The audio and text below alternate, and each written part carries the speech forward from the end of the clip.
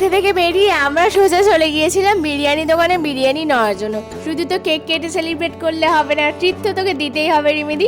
তো সেই কথা অনুযায়ী আমরা বিরিয়ানি প্যাকেট করে নিচ্ছিলাম, কারণ কি দোকানে খাবো না বাড়ি থেকে খাবো। ভিতরে ভীষণ দোকানের ভেতরে গরম, আর এই গরম সময় ভালোও লাগছে না দোকানে খেতে। তো চলো বাড়িতে নিয়ে চলে যাই। তো আমরা সোজা চলে আসলাম রিমিদিদের বাড়িতে। আর এরা তো মানে রিলস করার জন্য গান চুজ করছিল, আর আমার মাথাতে তখন একটাই গান আসলো, ওই যে এখন উঠেছে না তেঙ্গে তেঙ্গে। আর আমরা কিন্তু দুটো কেক নিয়েছিলাম, একটা আমাদের সাথে মানে বন্ধুদের সাথে বাইরে সেলিব্রেট করার জন্য, আর একটা বাড়িতে। চলো তো বাড়ির সেলিব্রেটটা করা যাক, রাত হয়ে যাচ্ছে।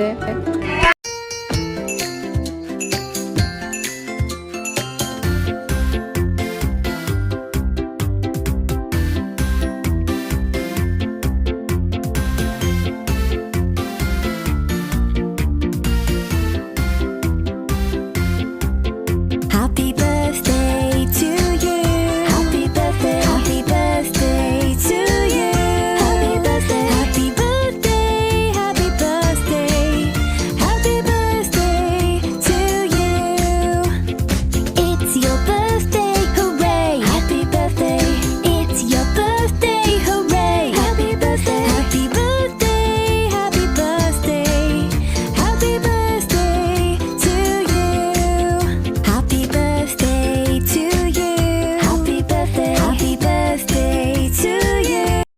ভাই অনেক তো কেক মাখামাখি করলাম, খাওয়া খাই করলাম, এবার তো মেন কোর্সে ঢোকা যাক। ঘুরিবোসটা করেই নেওয়া যাক, হয়ে যাচ্ছিল অনেক রাত, আমাদেরকে তো বাড়ি ফিরতে হতো।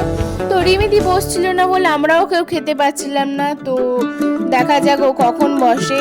তো চলো, আর এ তো এইদিকে দেখছি মুখটা ফোনের মধ্যে ঢুকিয়ে দিচ্ছে।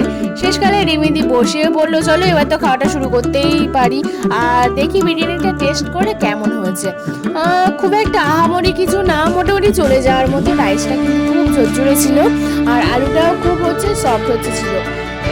পরের দিন সকালে ঘুম থেকে একদমই উঠতে ইচ্ছে করছিল, কারণ কালকের অনেকটা রোদে ঘোরাঘুরি হয়ে গেছে অনেকক্ষণ, সেই দুপুর থেকে। তখন কটা বাজবে, 1:30 2 এরকম বাজবে। তো পুরো সন্ধ্যা অবধি ঘোরাঘুরি করেছিলাম রোদে, সেই জন্য মাথাটা একটু ধরেছিল। আর এই ঘুম থেকে উঠে ব্রাশ করাটা আমার কাছে একটা বিরক্তির কাজ বলে একটা মনে হয়। তোমাদের কাদের কাদের এরকম লাগে অবশ্যই কমেন্টে জানিও। কিন্তু ঘুমের লেজ আমার এখনও কাটছিল না, মনে হচ্ছিল যেন এখনই ঘুমিয়ে পড়ি।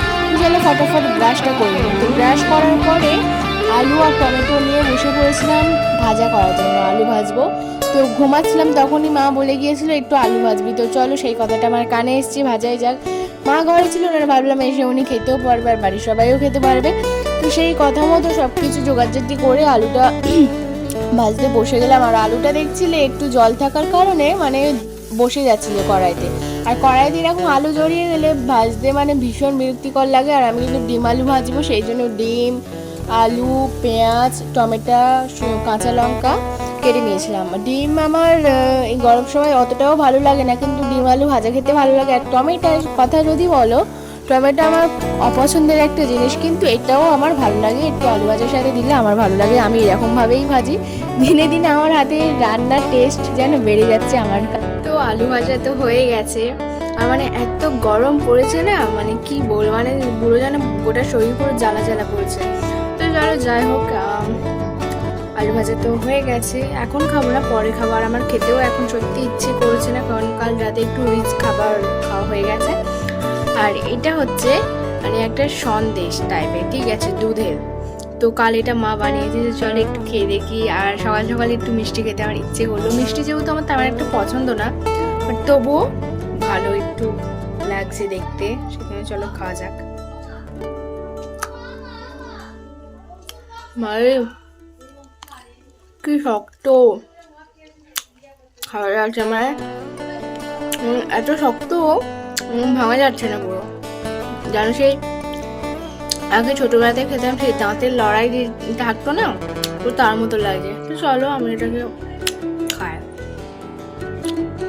কখনো আকাশ বেয়ে চুপ করে যদি নেমে আসে ভালোবাসে খুব করে, চোখ ভাঙা ঘুমে তুমি খোঁজো না আমায়, আশেপাশে আমি আর নেই।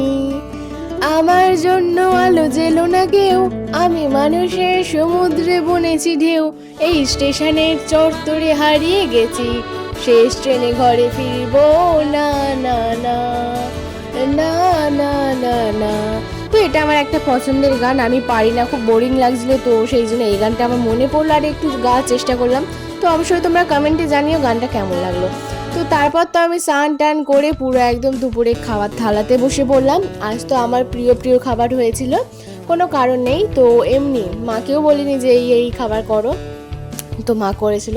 তো যাই হোক, খাবারটা ছিল মাছের মাথা দিয়ে ডাল, চিংড়ি আর ঢ্যাঁড়স দিয়ে একটা চচ্চড়ি, আর সরু সরু করে আলু তো দেওয়া আছে, আর ছিল আলু ভাজা, যে এই আলুটা আমি সকালে ভেজেছিলাম ওটা দিয়েই খেলাম এক্সট্রা করে, আর মা আলু ভাজেনি। তারপর তো শুক্তো ছিল, আর একটা মাছের তেল দিয়ে আর একটা কী ছিল, তো আমি এগুলো স্কিপ করে গেছি, আমি খাইনি। আমার প্রিয় তো খাবার এটা, তো এই খাবারটা হলে আমার আর কিছু চায় না। তো চলো যাই হোক, আমি খেতে থাকি, আমার তো ভীষণ খিদে পেয়েছে। তো তোমাদেরও কি লাঞ্চ হয়ে গেছে তাহলে অবশ্যই কমেন্টে জানিও। আর মাছের মাথা দিয়ে ডাল কার কার ভালো লাগে সেটা তো একদম কিন্তু কমেন্টে জানাতে ভুলবে না, ভালো লাগলেও জানিও, খারাপ লাগলেও জানিও।